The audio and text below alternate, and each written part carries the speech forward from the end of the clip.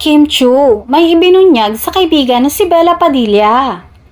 Tinanong ni Bella Padilla si Kim kung anong karera ang maaaring tinahak niya kung hindi siya naging isang sikat na artista. Sa isang vlog episode ni Bella, masiglang pinag-usapan nila ang mga pangyayari sa showbiz career ni Kim. Naisip ni Bella kung ano sana ang ginagawa ni Kim kung hindi siya napunta sa pag-arte. Bank manager sana ako, sagot ni Kim. Nagbibilang ng pera, pero yung sa ibang tao. Pabirong dagdag ng bida ng What's Wrong with Secretary Kim. Sumang-ayon naman si Bella, lalo na't nakikita niyang bagay kay Kim ang magsuot ng uniform. Dagdag pa ni Bella, itinuturing niya si Kim bilang Queen of Character Development dahil sa kanyang kakayahang tanggapin ng iba't ibang uri ng komento at gawing positibo ang mga ito para sa kanyang pag-unlad. Binanggit din ni Bella na isa si Kim sa mga pinakamatagumpay na kaibigan na meron siya.